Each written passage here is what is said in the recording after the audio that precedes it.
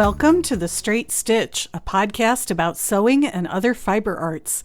This is episode 54, and my name is Janet Szabo. I'll be your guide as we explore all things sewing. It has been a week or two since last we talked. I was traveling. I left the first weekend of October to drive to Seattle and spend the night at my daughter's apartment and fly out the following morning to Cleveland, where I grew up. It is actually cheaper for me to fly out of Seattle than it is to fly out of Montana. Even with the drive, the 8-hour drive to Seattle, I don't mind the drive. I enjoy driving. I like road trips, so any excuse to go see my kids. I went to Cleveland to spend the week with my mother. She was in the hospital about a month ago, and I wanted to make sure that she was doing okay, which she is. She's recovering nicely. She's back at work. And the trip also coincided with my 40th high school reunion, so I got to go to that, and that was a lot of fun. And I will talk a little bit about what I did in Cleveland. Unfortunately, I had prepped an English paper piecing project to take with me the day before I left, and I was halfway driving across Idaho when I remembered that I left the English paper piecing project at home. So I stopped at a small quilt store in Spokane and picked up an embroidery kit to take with me, and I worked on that here and there while I was in Cleveland. My mother does have a sewing machine, and I kicked around the idea of picking up a jelly roll and making a jelly roll quilt or some kind of small project, but in the end, I stuck with the embroidery project. I wish that I had had my English paper piecing project because it was one that I really wanted to work on, but oh well, that's how things go sometimes. I should have packed the English paper piecing project as soon as I finished prepping it, rather than setting it down on the table. So let that be a lesson to all of you. Don't be like me. While we were in Cleveland, I went to a couple of Joann Fabric stores. I'm a bit spoiled being out here because Kalispell has a Joann Fabric store and a Hobby Lobby, as well as 2 independent quilt stores. And when I go to Spokane, there's a Joann Fabrics in Coeur d'Alene, and there are 3 Joann Fabric stores in Spokane, so as well as a couple of little quilt stores. So I'm never hurting for fabric when I'm traveling to Spokane or even here in Kalispell. Although our selection isn't huge, if I need something, I can usually find it. Where my mother lives on the west side of Cleveland, there is a Joann Fabric store west of her, there's a Joann Fabric store east of her, and there's a Hobby Lobby in the town where she lives. It's called Avon, Ohio. That's where I grew up.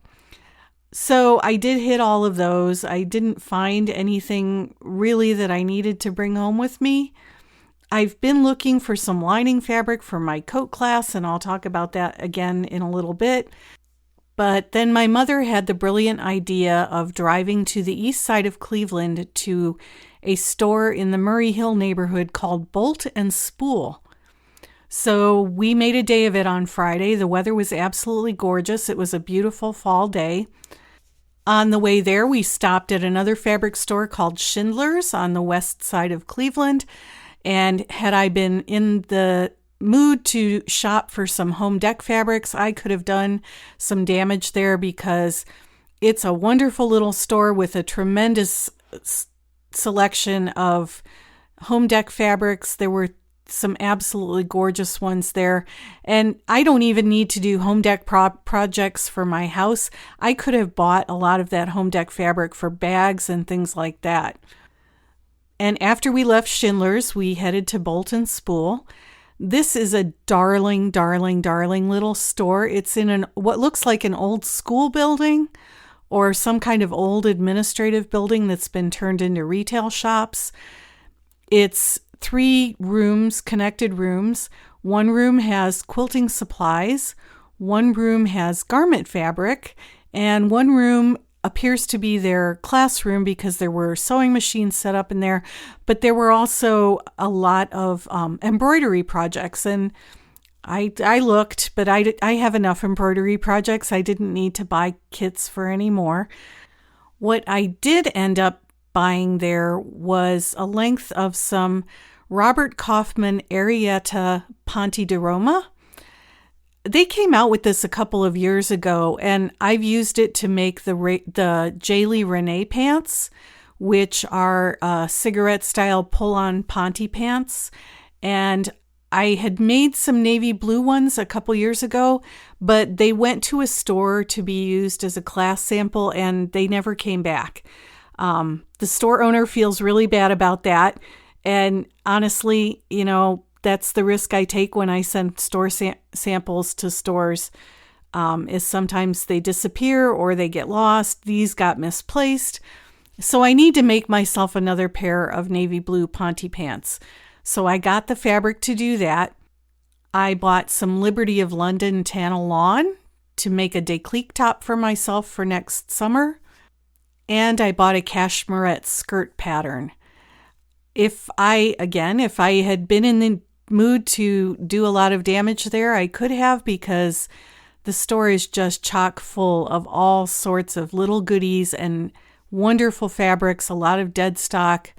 So if you're ever in the Cleveland area, if you live there or you're traveling there and you want to visit a very unique fabric store, I can highly recommend Bolt and Spool. My mother and I also took a day and drove down to Amish country, to Holmes County, Ohio. We used to do this as a family when I was growing up there. We'd often take a Saturday and just go down there and drive around. My father was an engineer for NASA, but in his spare time, he liked to build furniture and case clocks. And he got to be friends with a lot of the Amish farmers down there who had sawmills, and he would visit their sawmills to buy cherry and walnut and other sorts of wood that he used when he was making his furniture and case clocks. I have several pieces that he made. I have a map chest that holds my knitting needles, and I've got a blanket chest made out of quarter sawn oak that holds all of my textile treasures. Many of the little towns in Holmes County also have quilt shops. We went to a town called Berlin, and I have been reliably informed that that is the correct pronunciation by someone who grew up in that area. It's not Berlin, it's Berlin. So we went to Berlin, and the last time we were there, probably, 15 years ago, my mother bought my older daughter a quilt kit from one of the quilt stores. And there are far fewer quilt stores there now than there used to be. There are a lot of home decorating stores in Berlin for some reason, and a few antique stores. The quilt store where we bought the kit for my daughter isn't there any longer. We did go to the one quilt store that's there. I looked around, but I didn't buy anything. And a funny story about that quilt kit that we bought in Berlin for my older daughter. She graduated from high school and had never finished the kit. And so I pulled it out one day and I thought, I'm going to do this. I had never quilted before. This was the first quilting project that I ever attempted. And I thought, well, this will be a good one to do because it's a kit. And I've still got it somewhere. It was comprised of half square triangles. And once you got the half square triangles made, the quilt kit instructions offered 3 different variations for putting the half square triangles together to make 3 different kinds of wall hangings. So I very carefully followed the instructions, and I very carefully cut out all of the fabric. I think they were fat quarters.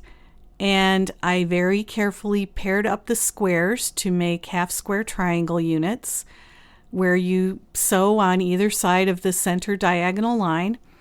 And I had a couple of squares left over. And I panicked because I thought, oh my goodness, I miscut. I didn't cut properly. And so I remember rushing off to the quilt store here in town to see if I could get some additional fabric that went with the fabric that was in the kit, because I was convinced that I didn't have enough squares to finish the project. And as it turned out, those extra couple of squares were left over not because I hadn't cut enough, but I had cut too much. And I had enough to finish the quilt, to finish the wall hanging as it came in the kit, but I didn't realize that I had cut too many. So I laugh about that now because that's kind of silly, but that was the quilt project that launched me into quilting. It was not anything that I ever anticipated that I would do, but I went ahead and I made that wall hanging, and I believe that I gave it to my friend Margaret, who went to our church at the time, who is just a phenomenal quilter. And she is well into her 90s, and she's still quilting every day. So she hand quilted it for me, and we used it as a raffle prize, I think.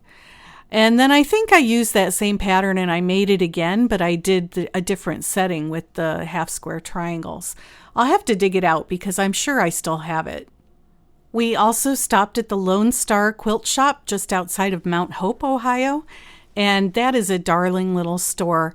I bought a pattern and some thread and a couple of little 2.5-inch charm square packs, and also some knee socks, because I'm always looking for good quality knee socks to wear in the winter here in Montana, and they had some, so I bought several pairs there.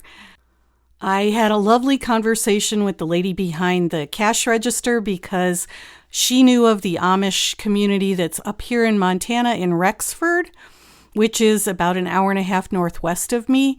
They have a big quilt auction every year, and several of my friends go up there for that. My mother and I had lunch at Mrs. Yoder's Amish Kitchen. I had Lake Erie perch, which I always try to have when I go to Ohio because I can't get that out here, and it's my favorite fish.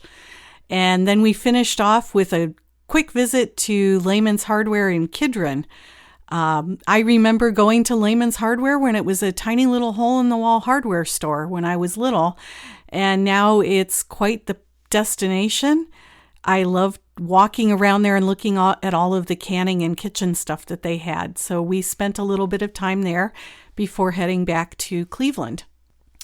I flew back to Seattle on Sunday, October 13th, and then drove home the following day. I've been home this week, and we got a frost, a pretty hard-killing frost. So I pulled up all of the tomato plants in the garden and stacked the tomato cages, and I brought in all of the pumpkins and the butternut squash, and they're in the garage, and I can safely declare gardening season 2024 to be over.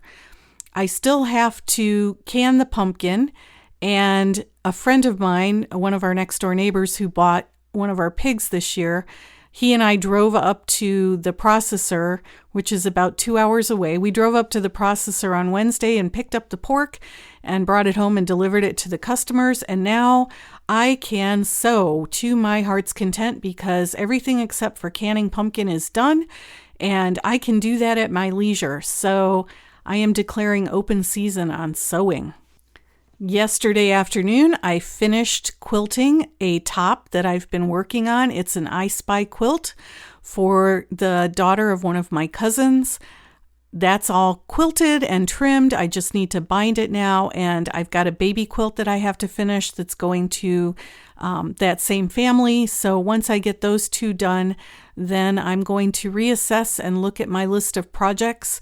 My mother would like me to make her some grocery bags, reusable grocery bags, and she bought some fabric for those. So I brought that back with me. I have just a huge long list of things that I want to make. I have a few holes to plug in my wardrobe, my winter wardrobe, and I want to make some bags. But next week, I am heading back to Seattle. It's a good thing I like to drive. I'm heading back to Seattle, actually to Tacoma, to the Sewing and Design School. And you may remember that I had the owner of the Sewing and Design School in Tacoma. Her name is Rylis Bode. I had her as a guest on the podcast a couple of months ago. I'm going there to take a coat class with her and also a trouser drafting class with Kenneth D. King. I am so excited about this. I have been looking forward to this all year. I registered for both of these classes back in the spring. It seems like the end of October would never get here, but these classes are coming up next week. I bought some absolutely gorgeous emerald green woolen cashmere coating fabric from Mood Fabrics for my coat class. And I'm still looking for lining fabric. It is surprisingly difficult to find good lining fabric. I should have probably ordered it. I think I have found some in an emerald green color that I will use for the lining of this coat. I also need to pick up some pant weight muslin for the trouser class and pack up all of my supplies before I head out. But I'm really looking forward to this class, and I hope to have a good recap of it when I get back. Because I am traveling again, I am not sure that there will be a podcast right after I get back. It depends on how my schedule goes. If I can record something right after I get back, there will be a podcast. If not, there will be another week off and you can catch up on your podcast listening. I don't really have a formal topic for today's podcast other than I've been wanting to talk about how to sew when you don't have time to sew, because that seems to have been my life for the past 4 or 5 months. It always is every summer. I feel like May rolls around and I have to put my sewing away, and I can't take it out again until the fall after I get all of the canning done and get the pigs taken care of. And when I look back, I have to be honest and say that I did have time to sew. I'm just not nearly as productive over the summer as I am over the winter, when I'm home a lot more and I don't have things outside that need my attention. But I thought this would be a good topic to discuss today. I don't know about you, but for me, knitting and sewing have always been like breathing. And if I have to go for too long without doing either of those things, I really start to get twitchy. Even if all I'm doing is knocking out knitted dishcloths, at least that makes me feel like I'm doing something and I'm engaging in the craft. I'm engaging in the process of making something. So how do I sew when I don't have time to sew? I've got a couple of ideas for you. The first one is to use what time you do have to seek out inspiration. One of the things that I like to do before I go to bed every night is I'll read for about a half an hour or 45 minutes, and then I'll spend 15 minutes on Pinterest. I feel like that kind of primes the pump. It gets my brain thinking subconsciously about projects and things that I might want to make. I look at my Pinterest boards. I look at projects that I might want to do in the future. I'll look at fashion trends. I'll look at color trends. I just try to take as much in that 15 minutes as I can. And then I close my iPad and I go to sleep and I let my brain work subconsciously and see what pops up. For you, it might be making an actual mood board. I know that some people like to do that. A lot of people will keep a pegboard or a cork board in their sewing area and use it to collect swatches of fabric or clippings from magazines or photographs or things that inspire you some way that might feed into future projects. So that whole process of gathering inspiration, wherever you get it, however you like to organize it, collate it, curate it, gathering the inspiration is as much a part of sewing, I think, as actual sewing. If I have 5 or 10 minutes when I'm waiting to do something, I might pull out one of my bins and go through the fabric in that bin, because I forget what's in my stash. I don't know about you, but My stash is big enough that I forget what's in there. So I have to go through there periodically, and then I'll remember that I bought that piece of fabric because I wanted to make myself a top, or I wanted to use that for a bag or some other project, or wouldn't this be cute in a quilt? So flipping through the fabrics in my stash, and I don't do it all at once, I'll just pick a bin and flip through those fabrics. And again, that's kind of inspiration. I might pull one of those fabrics and pop it up on a cork board, or leave it out on my sewing table so I can look at it and think about it. But flipping through my fabrics is one way that I feel connected to my sewing when I don't have time to sew. You may have heard that shopping for fabric is a completely different hobby than sewing with fabric, and I think that that's true. I have noticed in my own habits that sometimes when I don't have time to sew, I find time to shop, and I find time to go and buy fabric, which usually ends up in my stash because I'm thinking, oh, at some point I'll do X, Y, and Z with it. You just have to be careful that shopping for fabric does not become a bigger hobby for you than sewing with fabric, because you don't want to accumulate so much fabric that you get overwhelmed and can't do anything with it. So use that time judiciously and don't overwhelm yourself with so many fabric purchases that you can't see the forest for the trees. So you've gathered inspiration and you've shopped for fabric. Another thing that I like to do when I've got a little bit of time, but not really enough time to start or sew on a project, is to do some pattern prep. And this may be as simple as pulling the tissue out and pressing it so that it's ready to trace. I like to trace my patterns. It may be downloading half a dozen patterns that I know I want to make in the next couple of months and putting them on a thumb drive and taking them to the local blueprint store to have them printed out on their large format printer. And that way, when inspiration strikes, whether it's at 5 o'clock in the morning or 8 o'clock at night, and I can't get to the blueprint store to have something made, I've got the pattern there ready to get worked on. Tracing patterns, I'll trace. Even if, I have 5 or 10 minutes in the morning before I have to be somewhere, I'll trace a pattern or part of a pattern. I might look through the instructions and see, is there a list of things that I need to pick up the next time I go to town? I'll make that list and make plans to go to Hobby Lobby or Joann Fabrics or one of the quilt stores so that I know that I have those materials on hand when I'm ready to start the project. And that feeds into having your projects organized and ready to go.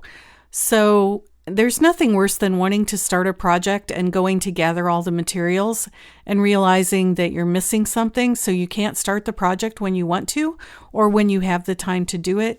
So I like to organize my projects so that they're ready to go as soon as I have some free time.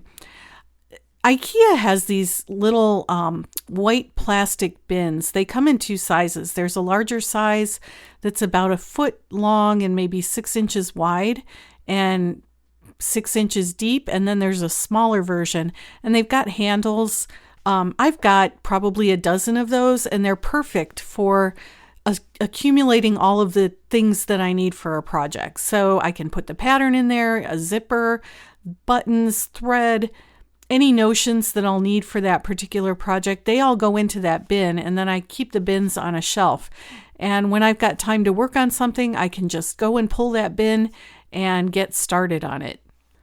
One of the frustrations that I've encountered in the past, I don't now because I've spread out into the entire upstairs of our house, and I can keep all of my machines and my tools out where I need them, but I know that not everyone has that ability. So if you're one of those people who has to take out a machine or take out your cutting mats and your cutting tools and spread out on the kitchen table before you can start working on a project, I know that that's frustrating, and I know that a lot of times that will dampen your enthusiasm for sewing. And I don't necessarily have a good recommendation for that, other than even if all you can find is a corner of a room somewhere, Keep as much out as you can, because if it's out, you'll remember that it's there and that you want to work on it, and you won't have to spend that time taking the things out before you can actually work on them. I have seen some very, very clever little sewing areas made out of linen closets and spaces that you wouldn't think would be big enough to do anything. But if you're determined, I think that you can find a space in your house or in your apartment where you can keep your tools out, at least out enough that you remember that you want to work on those projects. I am a big fan of handwork. I always have been. I think just because I was a knitter, handwork doesn't frighten me at all. I love knitting. I love English paper piecing. I love embroidery. Those are the projects that, especially in the winter, I will work on in the evenings because it gets dark here pretty early. And after dinner, my husband and I usually go and sit in the living room, and he watches YouTube videos about repairing equipment or pouring concrete. And I will sit there and work on some handwork and learn about replacing the wheel bearings in a Toyota Tundra. I have all sorts of useless information in my head from sitting there watching videos with him. Sometimes it's really entertaining, and I'm getting something done. I'm working on my embroidery projects, and I'm feeling like I'm accomplishing some sewing, even though I'm not at my machine. That's also the time that I use to sew down bindings. I love to sew down binding. I've got 2 quilts right now that have binding that need to be sewn down, and I'm looking forward to doing that over the course of a couple of evenings. In the homesteading communities that I belong to online, we talk a lot about moving the needle. And when you're moving the needle, it really doesn't matter what you're doing, and it doesn't matter if you're only going in incrementally small steps. What you're doing is moving the needle. So maybe you only knit 1 washcloth an evening, but that's 1 washcloth that you didn't have the evening before. So scaling back your expectations about how much you're going to get done can really help. I have days when I leap out of bed and I think I'm going to make 3 tops today on my serger, and I might actually get 3 tops made, and that feels like a very productive day to me. But I also have other days where the only thing I might get done is I might insert a zipper in something, and it might only be 20 minutes worth of work, but that's a zipper that wasn't installed before I sat down and did it. So I've become a big fan of complex projects that can be broken down into little steps. I did a Klumhouse Slabtown backpack a couple of years ago, and one of the things that I really love about Ellie Lum's patterns is that she breaks them down into manageable steps. And literally, I might only have had 20 minutes to put a zipper into something or to sew 2 pieces of fabric together. But that was an individual step, and I was able to do it and check it off and feel like I had moved that needle a little bit and gotten that much closer. And before I knew it, the backpack was done. I think sometimes we're our own worst enemies. We get into a headspace where we think, I'm not being productive unless I start and finish something in the same day. And that's just a killer. That's going to kill the joy. It'll suck the joy right out of your sewing. Do you have any suggestions for how to sew when you don't have time to sew? I would love to hear them. I appreciate feedback, and I'll tell you, one of the things that's really frustrating to me is sometimes I sit here and I think that I'm speaking into a void, and the podcast audience continues to grow, so I appreciate that, but I don't get very much feedback. The feedback that I do get, I love. I got a comment on one of my YouTube videos. The podcast isn't a video podcast. It's only audio, but I do post it on YouTube, and I noticed a couple of days ago that I got a comment from somebody on one of the episodes on YouTube, and this is what they said. It was from listener one Tim Barrett. And the comment was, curiously, I found the preamble soothing. I wish Janet were my sewing and knitting teacher. So one Tim Barrett, thank you for that comment. Hopefully I'm not so soothing that I put you to sleep, but I do love to teach, and I would love to be your sewing and knitting teacher.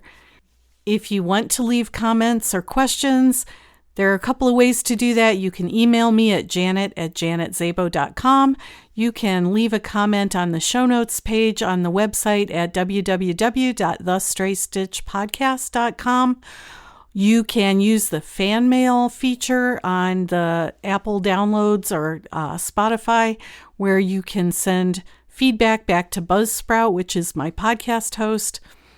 I like all forms of feedback, good and bad, positive and negative. I don't know what people want to listen to unless you tell me. So feel free to give me some suggestions. I'm also always looking for guests for the podcast. If you have suggestions, please send them. I have acted on some of those suggestions in the past. I will tell you, though, that it's oftentimes difficult to get people to be on the podcast. Either they're too busy, or they're not interested, or I email them and I ask them if they'd like to be on the podcast and they express interest. And then I will email them again and say, great, can we talk about a time or get something on the schedule? And then I get crickets. I never hear from them again. So getting people to commit to being on the podcast has been a little bit more difficult than I thought it would be. I'd really appreciate it if you want to be on the podcast, if you would fill out the guest form that's on the website. That's the best way to get into the pipeline, because that goes right into a database at the back end, and I can keep all that information organized, and that'll make it easier for me to contact you. If you know somebody that you think would make a good guest, either encourage them to fill out the guest form or send me their name and their contact information, and I will try to get a hold of them.